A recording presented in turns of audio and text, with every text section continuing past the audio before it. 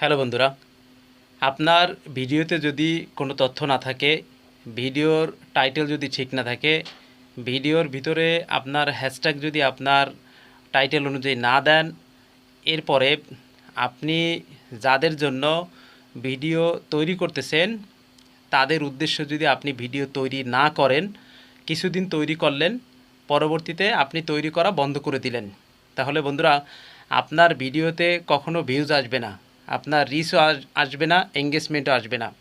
বন্ধুরা একটা বিষয় আপনি মনে রাখবেন যে বর্তমানে 2025 সালে সেপ্টেম্বর মাসে আপনার সবাই কিন্তু একটা টেনশনে পড়ে গেছে যে মনিটাইজেশন তো পাইছি, এখন ইনকাম হয় না, ভিউজ নাই, ভিউজ অনুযায়ী আপনার ইনকাম দিচ্ছে না।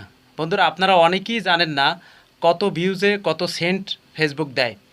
আপনার অনেকে 200-300 আপনার ভিউজ হচ্ছে, বা 100 বা 150 ভিউজ হচ্ছে, এই ভিউজে কিন্তু অনেকে কি করতে চান যে আপনি ইনকাম হিসাব করেন, কিন্তু আপনি যে টার্গেট অডিয়েন্স, আপনার যে ক্যাটাগরি অনুযায়ী যে ভিডিওগুলো, আপনার যে নিশ, আপনি কিন্তু সেটা খেয়াল করতেছেন না বন্ধুরা। এই জন্য আপনার ভিডিওতে কিন্তু ভিউজ নাই, আপনার ভিডিওতে কিন্তু রিচ নাই, আপনার ভিডিওতে কিন্তু এঙ্গেজমেন্ট নাই। এখন আপনি অনেক পেরেশানিতে পড়ছেন। এই পেরেশানি কাটানোর জন্য আপনাকে 2 থেকে 3টে কাজ করতে হবে। আপনি প্রতিদিন ভিডিও তৈরি করতেছেন, ভিডিও তৈরি করার পূর্বে আপনাকে খেয়াল করতে হবে যে আপনি কোন টপিকের উপর করতেছেন। আপনার ক্যাটাগরি অনুযায়ী, নিশ অনুযায়ী একটা টপিক তো থাকবে।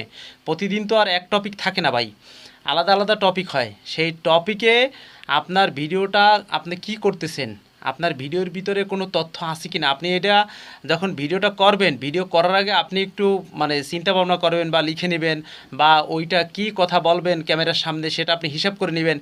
এরপরে আপনার যখন ভিডিও তৈরি হয়ে যাবে, আপনি কিন্তু ভিডিওটা নিজে নিজে শুনবেন আপনি কি ভিডিও করছেন।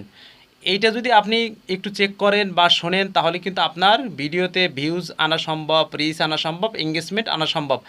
আর অডিয়েন্স যদি টার্গেট করেন, তাহলে অডিয়েন্সও আনা সম্ভব ভাই। এইভাবে যদি আপনারা এই নতুন কন্টেন্ট মনিটাইজেশন পেয়ে যদি আপনি এভাবে কাজ করেন, তাহলে আপনার সব দিকে কিন্তু একটা হ্যাপিনেস চলে আসবে। তো বন্ধুরা, আজকের ভিডিও এ পর্যন্ত। ভিডিওটি ভালো লাগলে অবশ্যই একটি ফলো, একটি লাইক, একটি গঠনমূলক কমেন্ট এবং শেয়ার করতে ভুলবেন না। ধন্যবাদ।